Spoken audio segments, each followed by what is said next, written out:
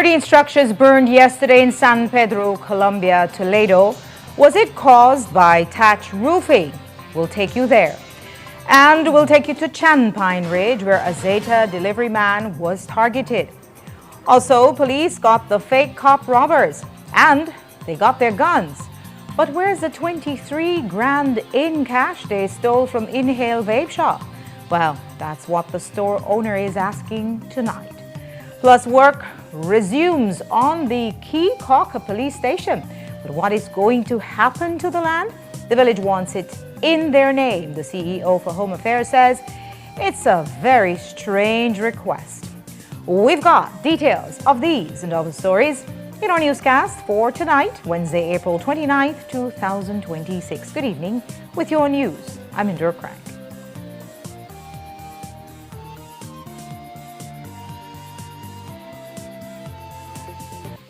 This newscast is brought to you by Cellular World, your authorized Samsung distributor. At Cellular World, we believe technology shouldn't just be functional. It should make your home uniquely yours. Design your smart home with the full range of Samsung appliances and TVs. Equip your kitchen with smart and stylish fridges, advanced microwaves, and whisper-quiet dishwashers, bringing smart living to the heart of your home. Make daily tasks simple with efficient smart washers, powerful dryers, or an all-in-one laundry hub that adapts to your lifestyle. Experience true-to-life colors and spot-on sound with the Samsung Q LED Smart TV. Connect all your spaces instantly with the Smart Thing app for seamless control wherever you go. Get all your Samsung products today with the peace of mind that only the 1-year warranty from the authorized distributor can give you. So stop by your favorite location and start designing your smart home today, only at Cellular World.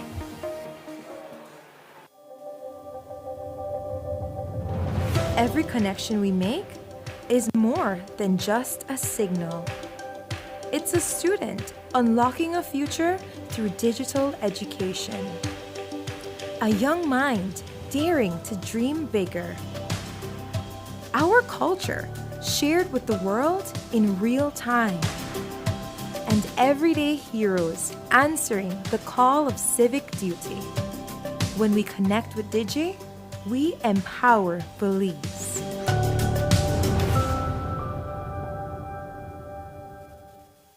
The NEBL heads into Week 10 this weekend, and we're kicking off early this weekend. On Thursday night at the Victor Galvez Stadium in Cayo, we'll host a mega showdown between the two top teams. The red-hot Cayo Western Ballers goes up against the upstart Orange Walk Running Rebels at 9 p.m.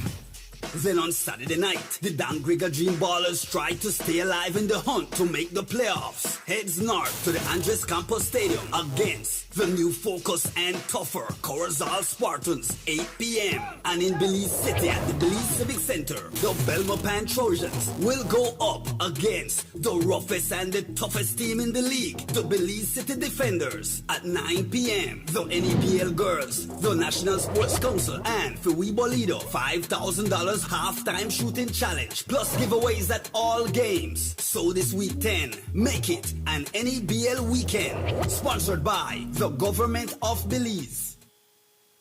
In Belize, change is taking shape every day. It all starts with Game Changers. Investing in modern transport, better health infrastructure, renewable power for all, digital transformation, and more opportunities for a brighter future, the European Union's Global Gateway Initiative is unlocking new potential. Game Changers are bringing this to life. Game Changers, empowering the future. Follow the EU in Belize to meet the Game Changers. My name is Mrs. Esther Smith. I'm a co-owner of A Glimpse of Paradise gift shop here at Altona, booth number 13. And me and my husband have to offer some of the most finest wood products here in Belize, all hand done by him. And these products are made from some of the most beautiful, finest and hardest wood here in our country. I first started at Atlantic Back as, went there to start a saving account. From there, I have my checking account, with the POS machine. And then it becomes more like a family to me because there are personnel from Atlantic Bank that will always come here, check with us, make sure everything is okay, clean our machine, and they will always ensure that we have bundles. My advice to anybody that wants to choose Atlantic Bank to be their bank is that don't be afraid. You won't have any regret. Atlantic Bank, you will find them to be very efficient, reliable, and competent.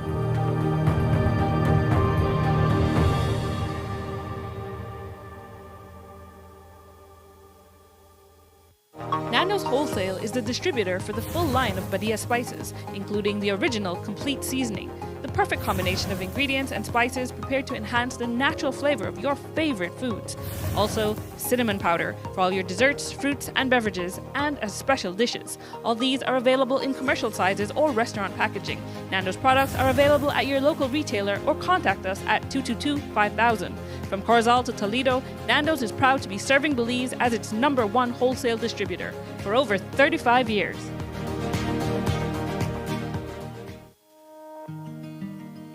The roads of Belize connect us all. Riders, drivers, families, friends. Every day begins with a little routine and the confidence that life's journeys are protected. From school drop-off through the daily grind and everything in between, each with different roads ahead, yet one common goal: to arrive safely. Atlantic Insurance stands with Belize's riders and motorists with affordable protection, support, and peace of mind for the journey ahead. For the roads we share and the lives we protect, Atlantic Insurance is by your side, insuring you from life's unexpected. Atlantic Insurance, insuring you from life's unexpected.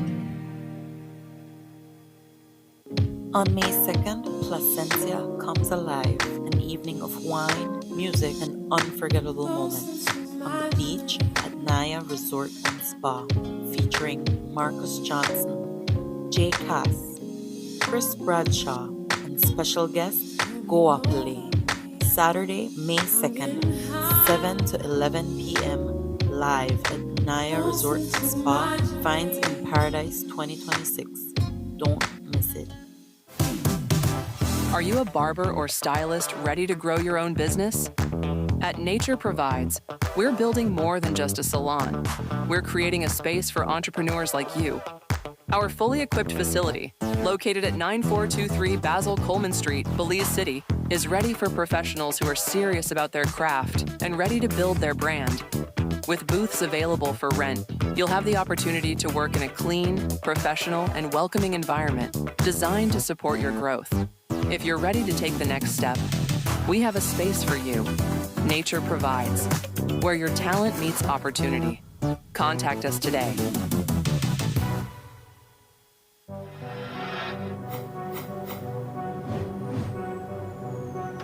Belize, you're watching the Nation Station, Channel 7.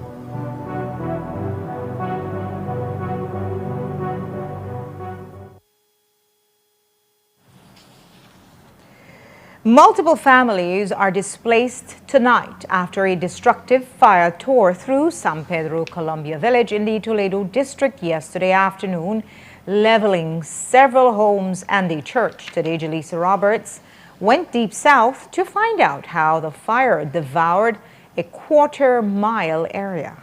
About 30 people have been displaced after a fire in San Pedro, Colombia, leveled 30 homes. The destruction extends over a quarter-mile span of the village. The chairman says it started at around 1:30 p.m. Got my first call around 1:30, and I was told that the fire started at a kitchen at church all the way to the back here. And from there, the heavy wind caused it to come to the other side of the road, and from there it just trickled down all the way to this. This is the last one that was burnt down. Everyone, they are scared right now. We never know what can happen tomorrow. We definitely don't want to see another incident like this. And on the ground was area rep for Toledo West, Oscar Requena, who has been making his rounds since yesterday evening. This morning, he was joined by members of the BDF and NEMO assessing the damage. I came in late yesterday evening and I had the opportunity to do an initial assessment of the situation. And then this morning, I had the opportunity to also visit all the homes that were destroyed by fire. It's very devastating, and it is a sad situation to see that people have lost their homes and their belongings. But what I can say is that in all of this, the community, the volunteers have all come together. As we speak right now, we are on the ground. You've seen that the BDF has arrived. We also have the assessment team. Some relief supply has been brought in, and those are going to be made available to the affected families. Of course, we know that the initial assessment and investigation is going to take place. Really, right now, what we are most concerned is we want to ensure that people are okay, that we try to provide, the basic necessities, and that we can accommodate them as best as possible. In all of this, I am very grateful and thankful to God that, yes, people lost their homes and belongings, but no one was injured and no life was lost. This fire began at the San Pedro Colombia Pentecostal Church. The pastor believes that it was arson. I was at work and I came here and the fire was already on. So when I came, the building was already engulfed in flames. So I believe that someone has, I think probably they had lighted on fire. Yeah, so, well, we don't know who did it, so only God knows, So everything is done in this world, God knows and God sees everything. So Do you know if trash was burning around the area, or you guys are almost positive that someone burned it? actually, no, there was no trash burning around. There was no one around the place at that time, so we don't know what has happened at the moment, What was this section used for? This is our kitchen and the living room. That's where we do all the works, and when we have gatherings, a big gathering for the church, like we have them celebrations and things like that. So we do a lot of cooking here. We have a lot of kitchen utensils that have been lost. We have a great loss, so that's why we are asking for assistance, Each home has its own story of total loss. At 1 o'clock, we were doing our tamales. We were doing the stewing the meat now. When my auntie Jovita, she came, she told us, "Aren't you guys seeing the fire, the smoke? It's smoking." She said, when I came, we were just taking it as a joke and it wasn't serious. She said, maybe it's garbage they're burning. So I wasn't taking it real. And then when I heard fire is spreading everywhere, Mr. Hun's house is getting burned, then I came, then I said, this is getting serious, so let me go see my house. I came running home. This is my kitchen storeroom. This is where I keep my animals, things, my dogs, my pigs, chicken, and then I have my on the ceiling, I put things that I don't really need, so I just save it up there. I keep it there, but everything went because just recently we got married, so I didn't use all of my gifts, so I just save it up there because I don't like to keep things inside. I have like my pots, my dish, my plates, then but like all my clothes, I try my best to take out. Yeah. Yes, like I said, it's not really new, but I try my best to take out all my clothes. You see everything right here, my post, everything, the steel, everything. I lose one big loose right there. I just putting my foundation. No? The first wave start to burn on that one yonder. You see that one, then if fire catch that one here, and then the crowd come and try out it. And so you see, I got one next to a room right there, but they were touch building, no? And the two close apart, and they catch the fire, and you catch the next one, and you catch this one, you catch this one. And one of the victims, whose home was last to get engulfed and burned to ashes, said that the village was in chaos for 2 hours. Well, take 2 hours to out all the fires. Did you guys have any help in the process? Yes, the villagers has come, the chairman has come assist us in help. And even though there is much sadness in the air, the villagers seem hopeful, knowing they will be able to start over. For me, I do have this other home, so I will not feel it much, but I do feel sorry for the Hun family. That's really sad. They lost everything. But for me, yes, I did lose a lot, but I can rebuild back. And for Nerio Hun, he said that based on this experience, he will not be rebuilding his home with thatch due to its dangers. For right now, I did plan for move on, but I know they move on with leaf again. Because kind of dangerous. I said to myself, and these are the last for the touching. I put 4 zinc. Yes, I put 4 zinc for build my house again. Yes. Even though that's the cultural norm for you guys, you're willing to just change. Yes, I'm willing to change because this is dangerous. Because you see this, I live it homeless and I got nothing again. Addressing confusion over how the fire leaped between separate properties, the area representative pointed the high flammability of thatch roofs. On a hot day like today, it's very windy. So a thatch roof is something that is very susceptible to fire. It's going to burn very quick. So once that catches fire, the wind is blowing, it blew, a lot of sparks over the side, immediately caught this, and from one house it went to the other and spread to the other until 13 homes were affected. So thatch is something that is very susceptible to fire, and especially given the climatic conditions, it's going to spread very fast. And I will tell you, a major disaster was averted by the community and all the volunteers coming together. Because if those houses were not wet and people were not there attending to it, it would have spread even worse. For now, the villagers are seeking assistance to rebuild by any means they can access. Jaleesa Roberts, 7 News. While the community faces a massive recovery effort with tens of thousands of dollars in losses, officials confirmed that no one was injured in the blaze. The rapid spread of the fire is being blamed on the highly combustible dry thatch. We asked the minister today if it is time for villagers to transition towards fire-resistant roofing materials. Since this is your village, do you think that this is kind of telling that maybe it's time, especially with climate change and with how dry Belize can be sometimes, that it's time to change the roofing that they have on their homes, no? Listen, we have to be very culturally sensitive to these situations. And I will tell you, as Mayas, we love our thatch roof. I have a big thatch roof. I love it. It's cool. But it's something that, we need to start to consider. But at the end of the day, we have to respect, people's views and how they feel, especially when it comes, to building their own homes. We have to encourage our people to start to think about that, yes. But it's a process.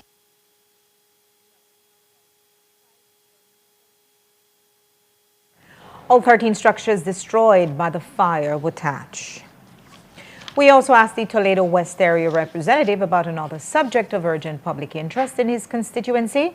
On April 13th, Indian Creek alcalde Marcos Canty disappeared. He reappeared on the 15th and told police 2 men abducted him, took him into the bushes and tied him up. Well, today we asked the Minister of Toledo West what were his thoughts. And he said that even though the investigation into the alleged abduction is not over, the case is still concerning. What I did is I tried calling him. Unfortunately, he did not have a phone. But I did reach out through, community members and families. Were you aware of the abduction when it occurred? Yes, I'm aware. And what's your perspective on it? Well, we're very concerned. I mean, this is very concerning. Certainly, we don't want to put anybody's life at danger. And obviously, the circumstances of, what happened are still not clear because from my understanding, the police are still investigating. But what I can say to you is that when any person's life is put at danger, particularly in this case, a leader of the community, it's very concerning. And I'm happy that the community came together. Again, the authorities, we had the BDF and everybody else. I was involved, obviously behind the scenes working to support the village of Indian Creek, to support the authorities. And thankfully, we're happy that, the alcalde was able to return back home safely. What happens next in terms of the circumstances and the investigation, I don't think that is something for me to speak to. That is for the authorities.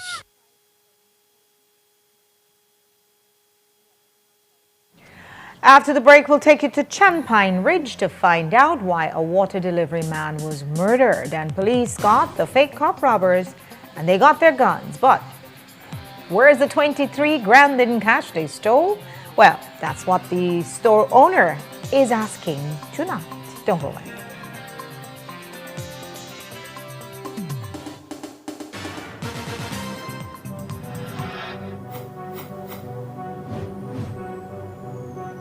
Belize, you're watching the Nation Station, Channel 7.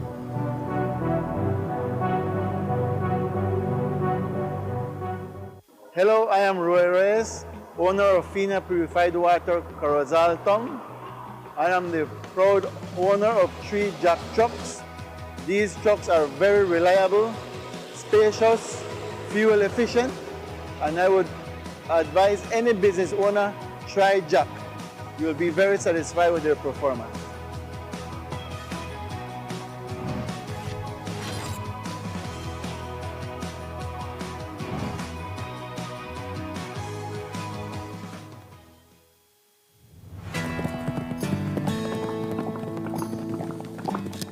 My bro, take a quick pic of you right here, bro. Alright, wait a second. Why? By the looks of it, I think my phone done. Bye. Please tell me, I want to use that thing again, bro. If I be serious and I be honest with you, I can't afford to spend big money on phone right now. Bye, but who said anything about spending big money? Smarter than that agree. They got phone deals, plans, they have everything that agree right now. No, man. But yes, it happened right now. Plus, they even have raffle and they raffle money, then they raffle TV, everything. Well, I think we need to ride the agri right now. I agree, let's go right now. Visit the Smart Booth any of the 3 days from May 1st to 3rd at Agric 2026. Get amazing deals on phones and plans and your chance to win a cell phone, 55-inch TV, and cash. Smart, bringing people together.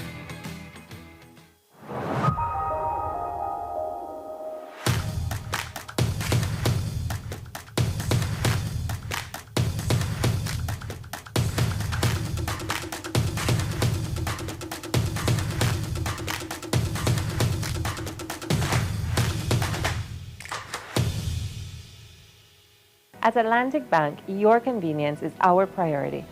Our contact center is designed to enhance your banking with online banking, merchant support, or general inquiries. Our team is ready to help. For added convenience, if all operators are busy, you can leave your number and an operator will return your call as soon as possible to ensure you receive the support you need. Depending on your transaction type, we may need to verify your identity through a set of security questions. And remember, Atlantic Bank will never request your username or password for Atlantic Online via phone call, text, or email, ensuring your personal information remains safe and secure. Our support team is available Monday to Friday from 8 a.m. to 6 p.m. in both English and Spanish. Simply dial 223-1212. This is a dedicated line for our contact center. Atlantic Bank is committed to providing you with exceptional service and the tools you need to manage your finances conveniently and securely. Take full advantage of our easy-to-use contact center services today. Atlantic Bank, building the future together. Look here, your kitchen light there and you've never been in the kitchen. But I'm going back in there right now. And the coffee maker? Just to try to keep my coffee warm for later. Where do you know? I'll try to think about what to eat. You know the more you open or close the fridge, it takes longer for the food cool. Uh-huh. For a hot day like today, it burns more energy. You charge your phone right now? No. Plug it out then. You really only wash 2 Lee socks and 1 Lee shirt? You don't know what small load burn the same amount of electricity as large loads? But this is my favorite shirt. You have to be more energy efficient. Use large loads. This AC, the blow hard. You know, if you keep the temperature at 25 degrees Celsius or higher, you burn less energy and you also keep the place cool. And for a nice day like today, turn off the AC, open up the house and make some fresh breeze come in. You know what? I think I get it now. As consumers, we need to be more energy efficient and practice energy conservation. I'm Randall Friesen and I manage Westwell Produce. better known as Granny's Foods. That's our main brand. So we offer high quality grains, beans, rice, and we also offer corn chips made from 100% locally grown corn. We saw a need for high quality locally produced products. A lot of the best products are being exported, and we said, we need to keep some of the best products here in Belize rather than export everything. Atlantic Bank has helped us achieve our goals by providing the financing for us to be able to launch products faster than we would without the financing that they offer. We find that Atlantic Bank is very customer friendly, especially with small and medium-sized businesses. We find that Atlantic Bank is more than willing to go the extra mile. They try to understand your business. So when we go to Atlantic Bank with a certain need, we find that they try to develop a solution that will meet our specific need. I would encourage any small business owner to go to Atlantic Bank for their financial services. They're very friendly, and just overall, their service is excellent.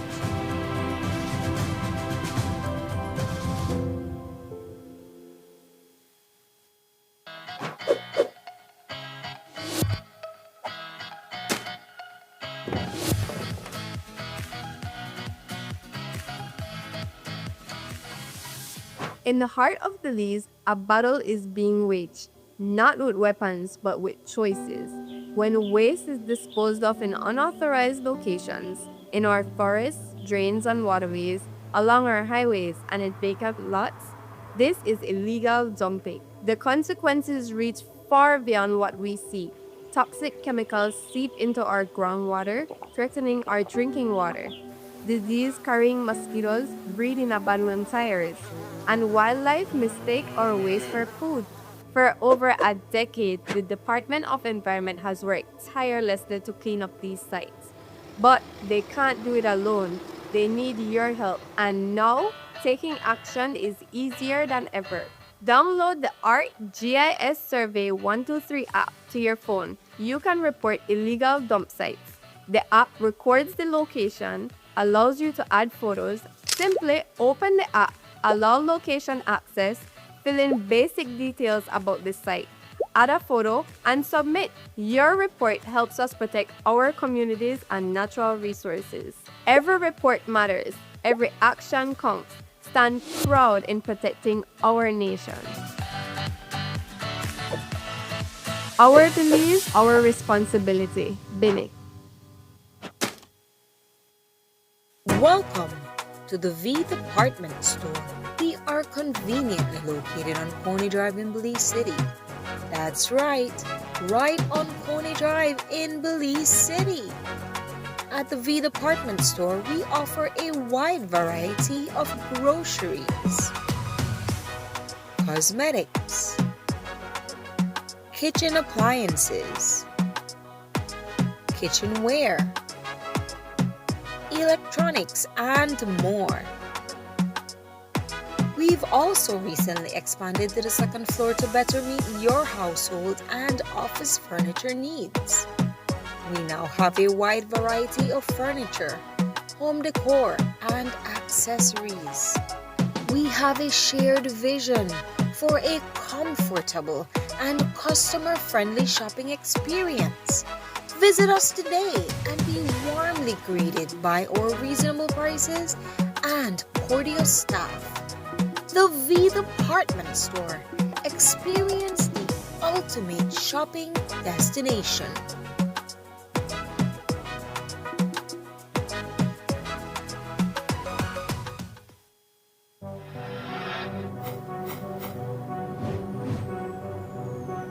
Belize, you're watching the Nation Station, Channel 7.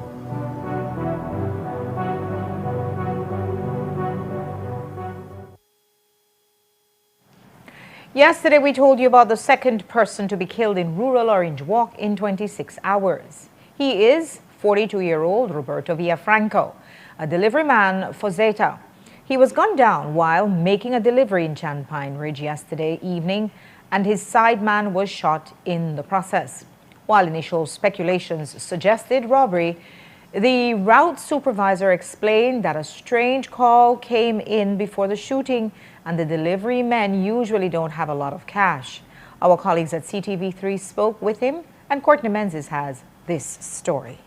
42-year-old Roberto Villafranco was killed while delivering water yesterday in Pine Ridge Village. He had been working at Zeta for about 4 years, and it was a normal day for him and his co-worker, 25-year-old Felipe Vasquez. However, around 4:20 in the evening, they arrived at an area to make a delivery when someone began shooting at them. Villafranco was killed while Vasquez was shot in the chest. The road supervisor at Zeta explained that an anonymous call came in asking for delivery just before the shooting. As to the information that we have and through the storefront, yes, that's they were called out. They used a private number. At the initial time, the first time that they called, they didn't give any name. They didn't want to give any number, so we did not log the call. But this was a call direct on the phone that we give the salesperson to be carrying with them. So at that time, that phone was here charging during his lunch break. So that call wasn't logged, like I said. When he came back, he got his phone, and apparently, but I would assume that he got the call back again. These guys don't make much selling these 5 gallons. I mean, it's just we deliver at the cost of $3. The most that they are taking is 60 gallons. So the amount of cash that these guys have are very minimal. And Escalante explained that Villafranco was a hard worker who was content with his job. What I can say about Mr. Villafranco, he was a very dedicated person to his work. He countless times mentioned that he loved what he did. He saw himself here for quite some time, so he didn't plan to leave anytime soon. That's what he said, no? He's very humble, hardworking, dedicated. Had lots of life in him. I was the one that received the first call here at the store. Someone called explaining that one of our trucks was robbed. That was the words that they used, and that one of our workers didn't make it. The other one was receiving treatment at a nearby gas station for the gunshot wound that he received. So my initial thing was I just rushed over to the scene. Disbelief, that's about it. Really, just stayed blank and lost for words, feelings, mixed emotions. As for Vasquez, he had just completed a year of work at Zeta and is still trying to recover from the gunshot wound. He was on a stable condition, but I guess last night he had a complication of internal bleeding, so they rushed him to Belize City. Police have some suspects detained, but no arrests have been made. Courtney Menzies, 7 News. So far, police cannot determine if anything was stolen. Monday evening's police response to an armed robbery at a vaping store was a masterclass in rapid and effective response. The cops braved gunshots from the fleeing culprits, fearlessly tracked them both down, got their guns, and tonight they are on remand facing a slew of charges. But there's one thing they didn't get: the $23,000 in cash that they stole from the vape store.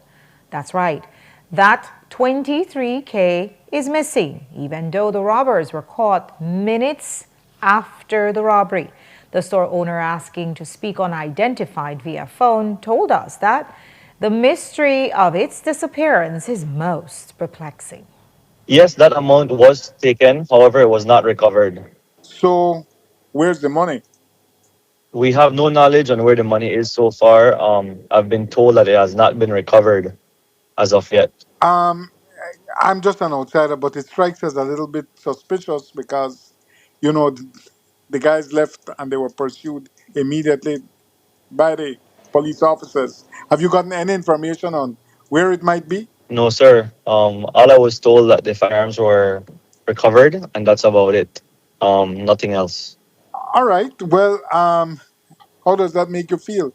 It's insane, but at the end of the day, there's nothing else we can do about it. As long as no lives were lost, my employees in good faith, that's all that matters.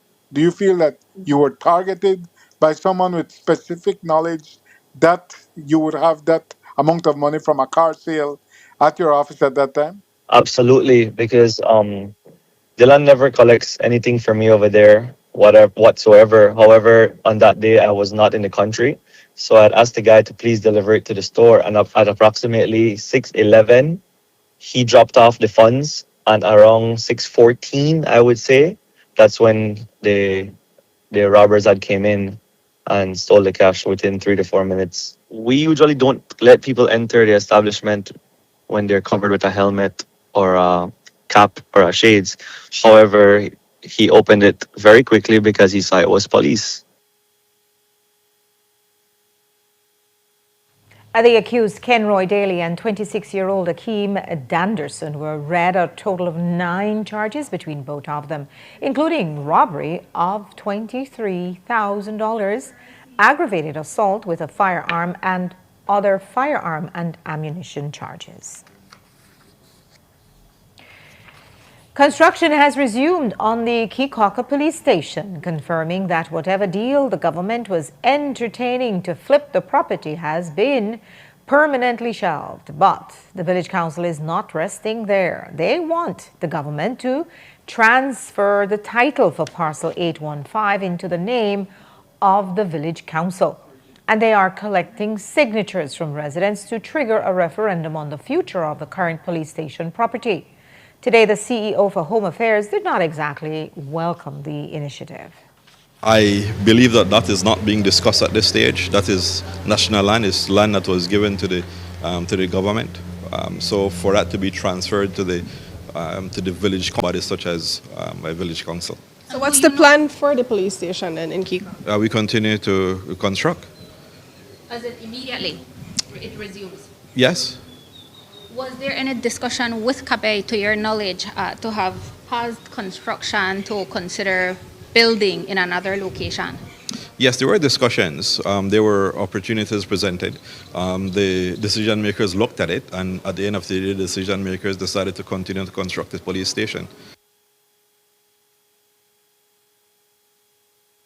And those discussions, according to our sources, are that parcel 815 was on the selling blocks so that the government could make a real estate windfall and reroute the proceeds to a new 911 center in Belize City, where emergency calls would be routed and surveillance cameras would be monitored.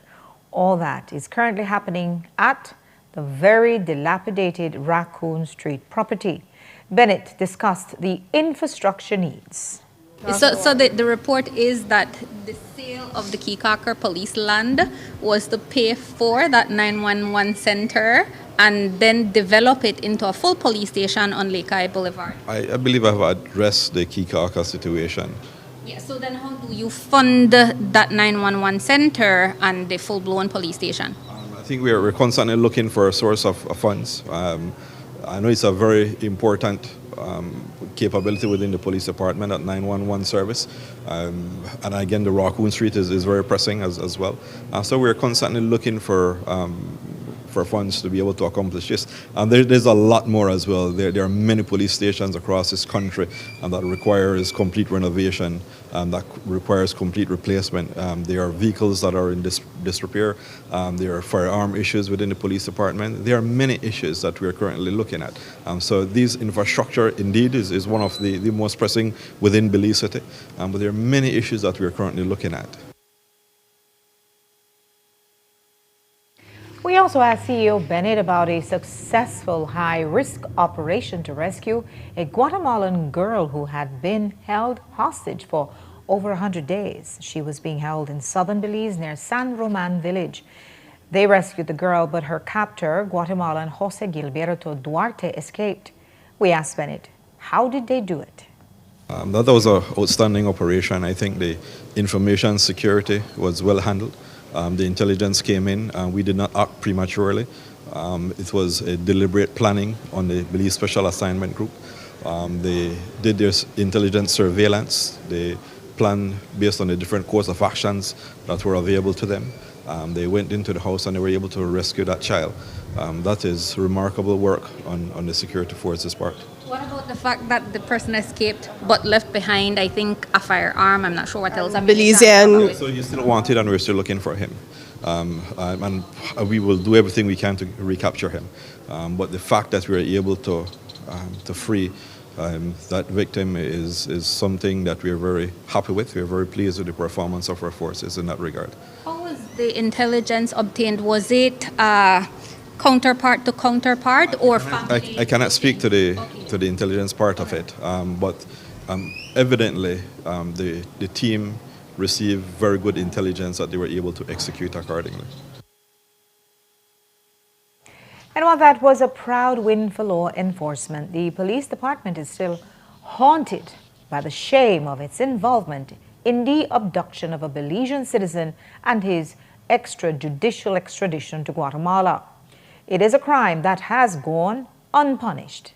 No one has been criminally charged, and there has been scarce admission even that a crime occurred. So, we put the new CEO through the paces today to see if he would acknowledge that at least a crime occurred.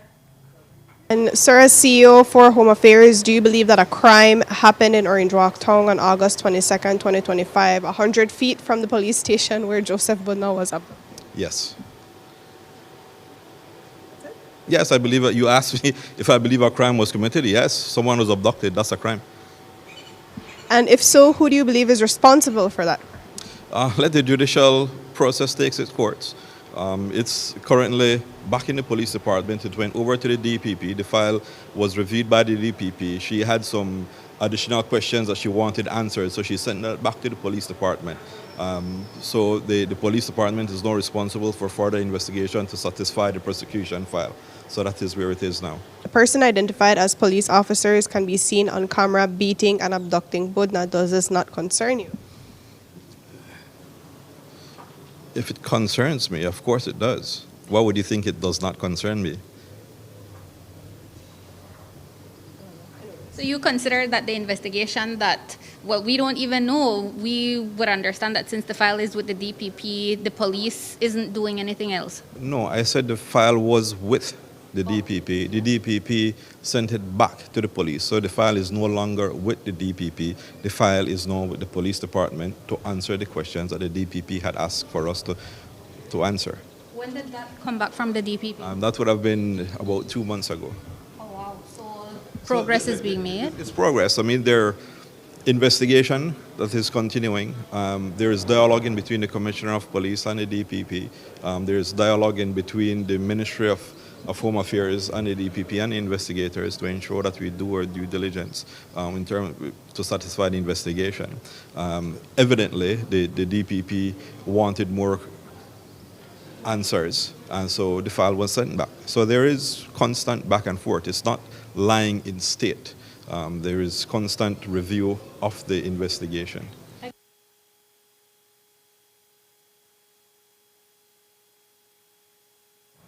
And what also seems to be under constant review by the police is Joseph Budna's Facebook page. It remains active and he continues to needle police and politicians with his posts. In February, that led to the detention of Budna's brother and confiscation of his electronic devices, which seems a sinister move considering it was the police who sent Budna to a Guatemalan prison. Bennett said there was police interest in posts being made on Budna's Facebook page, and that was the response. There were claims being made, and in terms of the veracity of the claims and the posts being made on that page. That's why the brother's house was raided, electronic equipment held. Yeah, so I know there were police interests in what was being posted on the page. I believe the police engaged who they thought was running the page, and they had a discussion with the gentleman. If there were any crimes committed there, whether it's cyber crimes or otherwise, leakage of information, then the police would have engaged and investigated. And the return of Budna's vehicle to his family, an affidavit is required. What's the hold-up? Yeah, so that's one of the discussions that is currently in between the DPP and the Commissioner's office. The question as relates to the status of that vehicle. So that is, again, one of the requests that the DPP had asked or highlighted in her review of the case to look at the vehicle and its value to the case at this stage. Yeah, so that's one of the discussions that is currently in between the DPP and the Commissioner's office. The question as relates to the status of that vehicle. So that is, again, one of the requests that the DPP had asked or highlighted in her review of the case to look at the vehicle and its value to the case at this stage.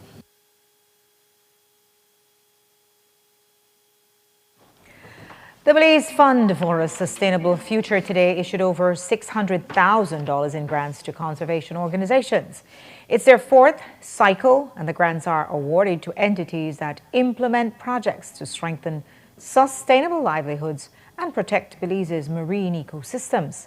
This year, the funding was awarded to Yugadan Fisherfolks Association Limited, Barranco Botanics, Wabafo Fishermen Association, and Turnef Atoll Sustainability Association. The executive director spoke of the success of last year's grant recipients during the ceremony. Over the last year, these community grant recipients, these four, have shown that commitment, dedication, and interest are powerful catalysts for change and action on the ground. And we expect the same of our new grantees, so there's a high bar set, guys, that you're gonna have to work towards. All of our four community grantees from our first cohort have successfully completed their projects. These were one-year projects, and they have no delays, no extensions in anything. They have done amazing jobs. And so we're excited to begin working with our new grantees as we look forward to more amazing work coming out of our community grants window. As we prepare to move into our fifth grant-making cycle, we do so with great optimism and surety that the Belize Fund will continue to unlock the potential of our coastal communities through tailored partnerships that will bring forth excellence in ocean conservation and help develop resilient blue economies.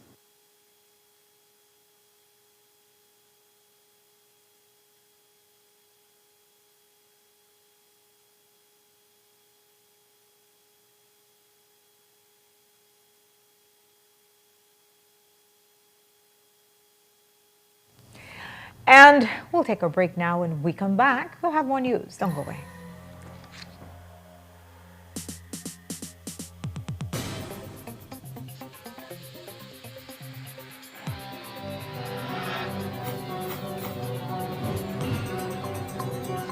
Belize, you're watching the Nation Station, Channel 7.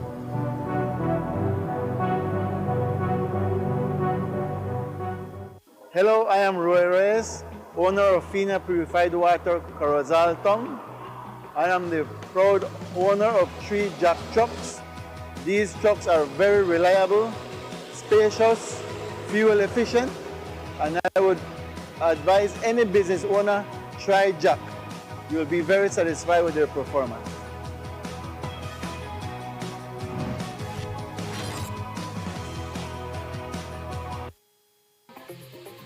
This newscast is brought to you by Cellular World, your authorized Samsung distributor.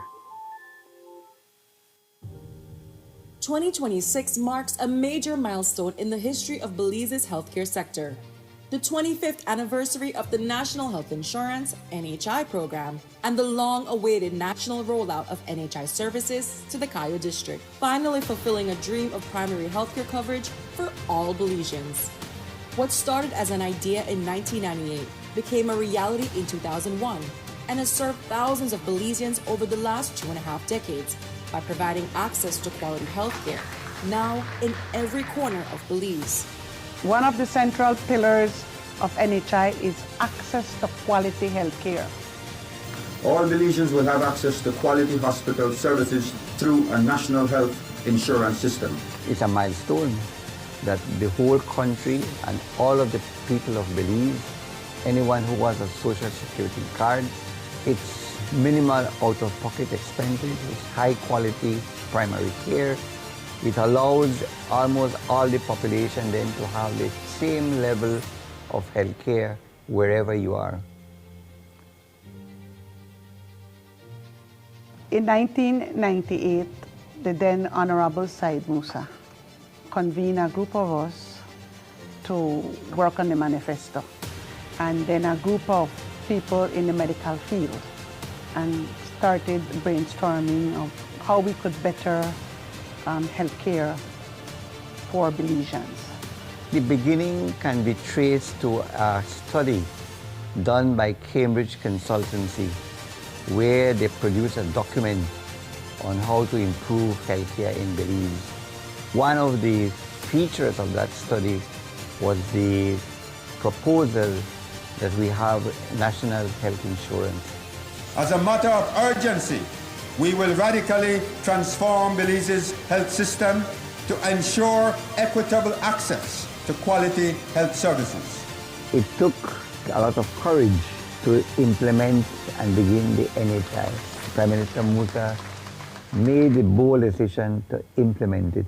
So with a clear plan and vision for the future of Belize's healthcare sector, the NHI program was launched in Belize City's south side as a pilot project on August 9, 2001. For the next 6 months, the 37,000 residents living on the south side of the Belize district will be able to receive free health care. Prime Minister Said Musa, who cut the ribbon at today's opening, remains firmly committed to NHI. But it will involve, as you no doubt have heard, the participation of 4 primary care facilities, 3 eye care centers, 5 pharmacies, laboratories, and 3 imaging centers, in a new partnership between the public and private sector health providers. You can walk into a primary care provider clinic, you can seek a consultation with a general practitioner. If in the event that you need a prescription, they will give you a prescription, and then you have a choice of 5 pharmacies where you can get that medication prescribed free of charge. And though the NHI embarked on a journey to transform the country's health sector, it was met with its fair share of challenges. It was a new concept. It was a new idea, a very, very new concept. It was difficult. We met resistance from everybody. It was a up and down situation for many years, until we finally convinced the Prime Minister at the time we needed to do a pilot project to see how it would function. We got consultants, and we started the pilot project in the south side of Belize City. Despite any prior reservations, in the 25 years that have followed, NHI has grown from a pilot project focusing on the south side of Belize City to a national health plan felt as far and wide as Pachacan in the north and as deep south as Dolores in the Toledo district. Today, NHI provides invaluable primary health care to some of Belize's most vulnerable members of society. And as it commemorates 25 years of service and a full national expansion, NHI is ready to move into the next phase of service to the Belizean people, with over 225,000 residents currently registered to the program and expectations for that number to reach over 300,000 after full national coverage. We have 80,000 people with valid social security cards in the Cayo district. So we expect them to be the ones that will come to register for NHI. Under this current administration, the NHI program has reached new heights, especially with financing from the proceeds of the sale of Toledo to the Belize Government Lotteries Limited. And with no plans to slow down anytime soon, the sky is the limit for NHI as it endeavors to serve Belize for another 25 years and beyond. The expansion at 25 years is awesome. It marks a milestone. I believe it's going to be a legacy of the PP government in their effort and their endeavor to give quality care, access to care, and ensure that the people of Belize have what they deserve in terms of medical care. Well, it's a milestone that the NHI is celebrating 25 years this year, 2026. Now that we have achieved this so far, I would want, or my vision would be that the same applies to secondary health care, that it be extended into the hospital services countrywide. And I hope it doesn't take another 25 years for that to happen. The role of the social security system will be expanded to increase its contributions with the establishment of a national health insurance program. I think NHI is forever. It's not gonna go. It might change. It should change. Our communities change, so the way we serve them has to change. But the concept of NHI, the concept of having universal coverage of primary health care for our Belizean people is here to stay. NHI, an enabler of quality health and wellness for all.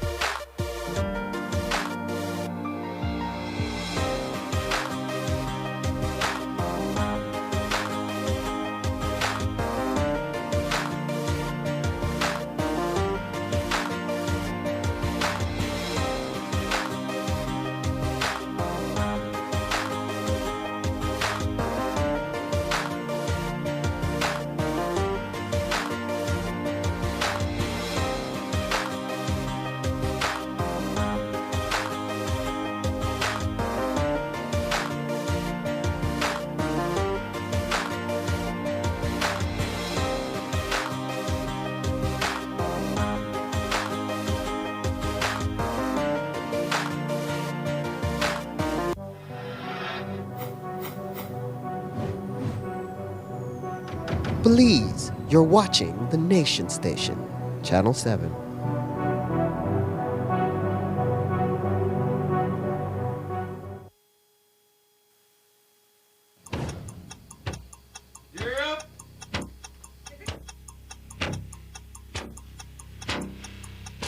These charter remains aren't We're navigating along the coastline. This morning, the 2023. Good evening. Good evening. I'm Sheree Kelso, and here's what's ahead for you on 7 News Tonight. We've got details of these and other stories in our newscast for tonight. Good evening. With your news, I'm Indra Craft. Belize, you're watching the Nation Station, Channel 7.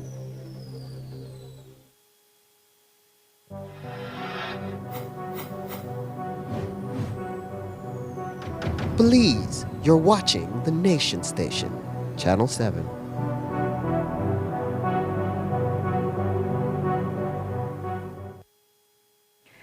Before the break, we told you all about the many trials facing Joseph Budna and his family in their dealing with law enforcement.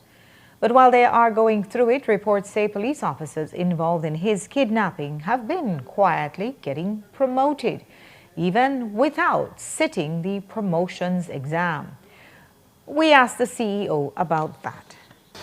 I am not aware of anyone promoted without sitting an exam. And sitting an exam at the different levels, then we'll take a look at that. Certainly that is not the practice and that is not the intent for us to promote anyone who did not sit an exam or who fall short of meeting all the criteria. So I don't know where you're getting your information from, but if it is accurate, then actions will be taken. I will take a review of it as soon as I get back into office, but certainly we do not intend to promote anyone who do not meet the criteria. And if that means sitting an exam at the different levels, then we'll take a look at that. Today, the Friends for Conservation and Development signed a binational collaborative agreement with community leaders from both Belize and Guatemala. This agreement is for the protection of the Chiquibul, Mopan, Macal, and other upper Belize rivers. At the signing ceremony, Executive Director Rafael Manzanero explained why it's important for the two countries to work together.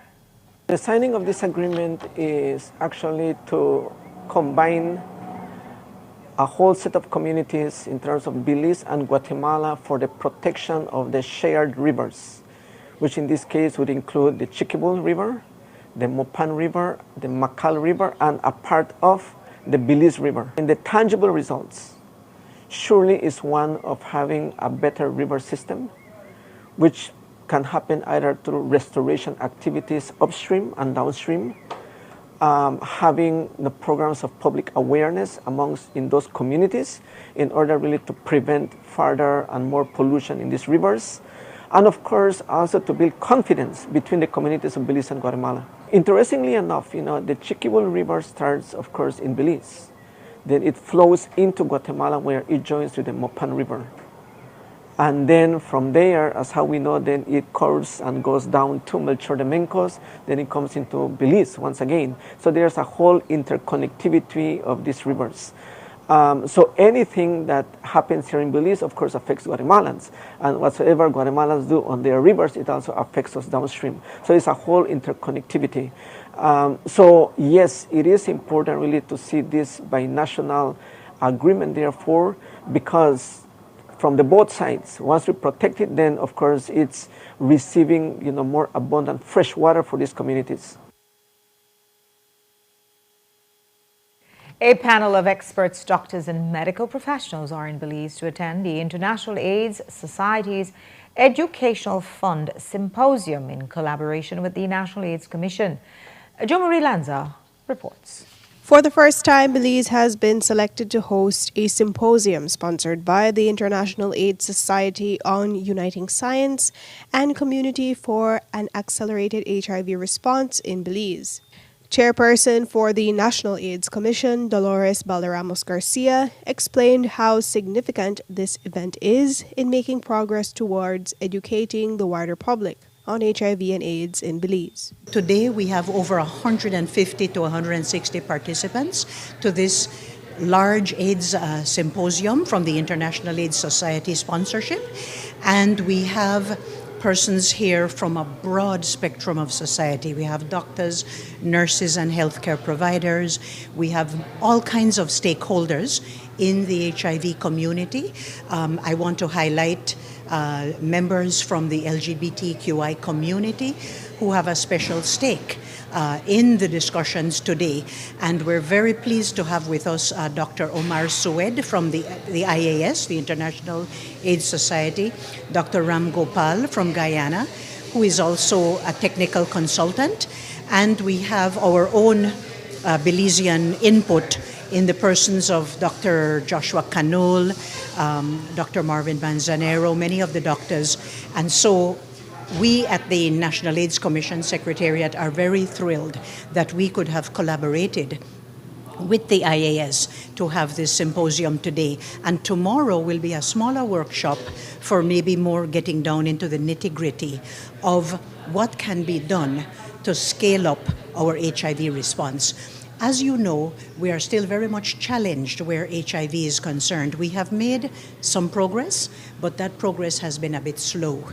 Only 80% of Belizeans living with HIV know their status, and only about half use the available antiretroviral medications.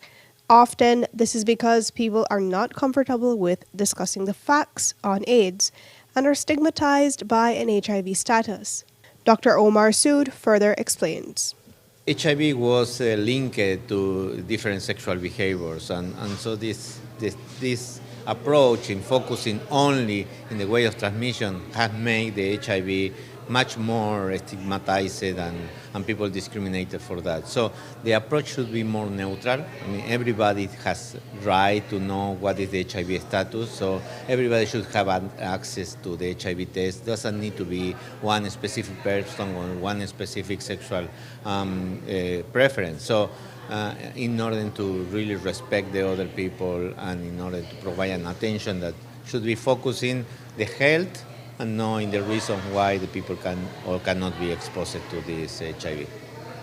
And availability of treatment in Belize has significantly advanced over the years. But still, experts find that the most vulnerable populations are not getting access to these resources due to outreach. I did a presentation which showed that we do have the resources. The government of Belize provides approximately 80% of the HIV resource and budget for the country of Belize. However, we find that even though we have the resources, the uptake is not as good as we would expect it. People adherence are not as good as we would like it to be. And so, well, this is an important activity for us to inform the community, everyone involved in the HIV response. Those would include, persons that work with the NAC-CCM, Ministry of Education, Ministry of Economic Transformation, religious leaders, about the present situation in Belize and what it would take for us to accelerate this HIV response within Belize. We always say that knowing your status is the first step to self-empowerment, and that would mean that get more people tested. Testing facilities exist across the country of Belize. There's testing facilities at all health regions within the country. So all government facilities provide HIV testing free of cost. There's also testing, people that work with testing like Go Hoven Belize, which is a partner in this event. There's BFLA. There is also the NAC can provide you with testing, and these testing varies. So we would say the test could be a single HIV test or you could get a combo test, which is HIV and syphilis test. So you get two things with one fingerprint. And we could send you home with a HIV self-test for your partner if your partner does not want to come and get tested. Just so that both of you guys know your status. And once you know your status, you can make informed decision of how to stay HIV negative or how to start treatment and live a long, healthy life. Events like this symposium and tomorrow's workshop are where the experts and awareness advocates table suggestions to improve HIV care and better utilize resources. Our goal is to link the science to the community-based response so that we can really accelerate our response to HIV. The goal is by 2030, HIV wouldn't be the public health threat that it is now. But knowing that because of the concentrated epidemic that we have to reach out to the vulnerable community of men who have sex with men and also men and their sexual partners, because as we know, men who have sex with men, many of them also have sex with women. And so we have to be frank and honest about our target groups, but we also have to make sure that all the tools in the toolkit are used, whether it is HIV self-testing, whether it is the PrEP, pre-exposure prophylaxis, or the post-exposure prophylaxis. We do have many tools in the toolkit. And as Dr. Ram Gopal just mentioned to us in the seminar this morning, Belize has the tools. Now we have to have the effort and the political will across the spectrum to make sure that we are more successful in our fight against HIV. Jomari Lanza, 7 News. Belize's current rate of HIV prevalence is 1.3%, one of the highest in the region, and roughly about 200 new cases every year. We asked Chairperson for NDAC, Dolores Valderramas Garcia, what is causing these numbers to trend upward. She denied the trend and said our population size is what is making it seem that way. It has been stable. It's not definitely trending upwards per se, but it has been stable at a high rate because of our small population.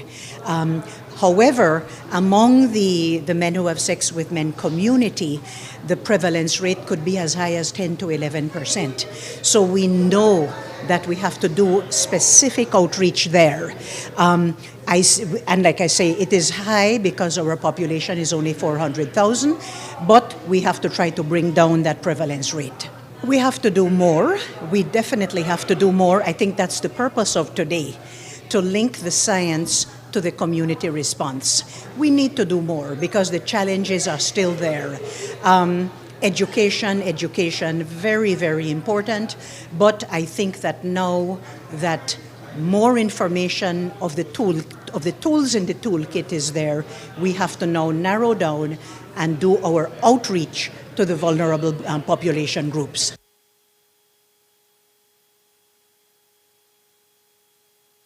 We also asked the former Minister of Human Development for her thoughts on the recent contraceptives controversy, where a doctor's prescription would have been required for birth control pills. As a longtime champion of women's rights and autonomy, she told us that the ministry's approach was misguided. Well, I think that the way it was handled there was much to be desired in the way that it was handled.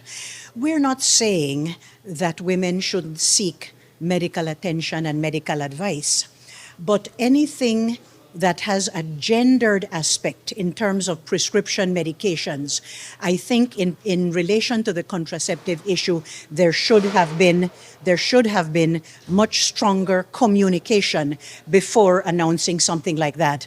And I would like to repeat what Dr. Marcelo Coy, a very, very senior gynecologist, has said to us, that some of that regulation in relation to the contraceptive is a little bit of overkill.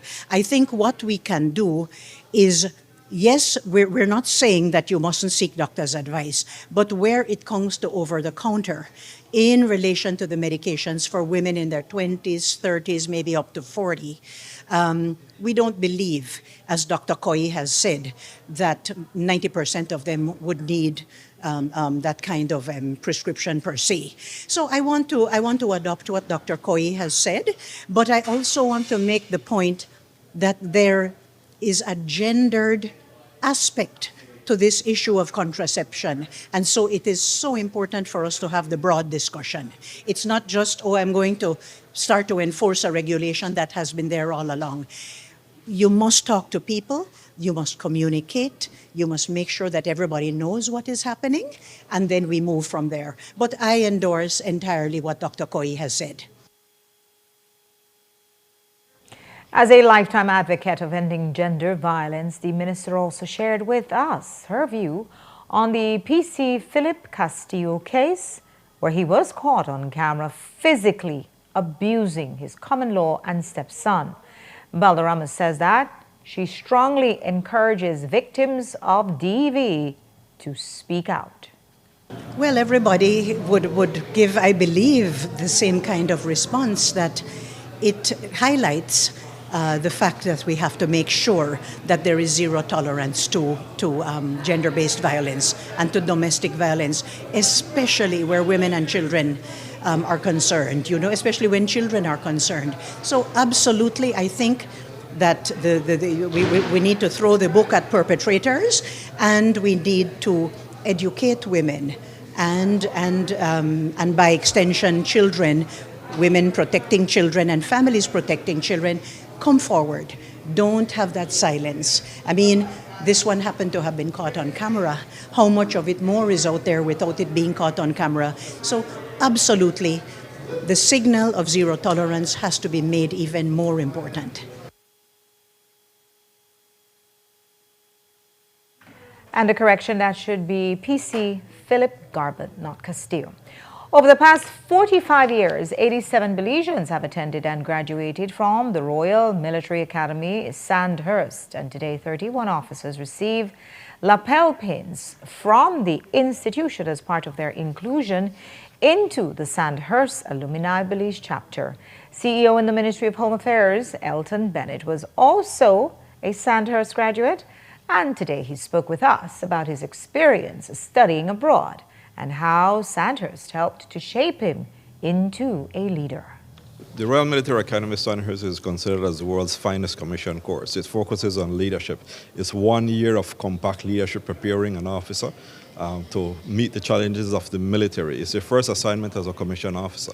So for myself, walking into the parade square at Wall College at the Royal Military Academy Sandhurst 25 years ago, meeting my color sergeant who would take me from a leader through a year of compact studies, military studies, different leadership aspects of developing you as an individual was a hell of an experience.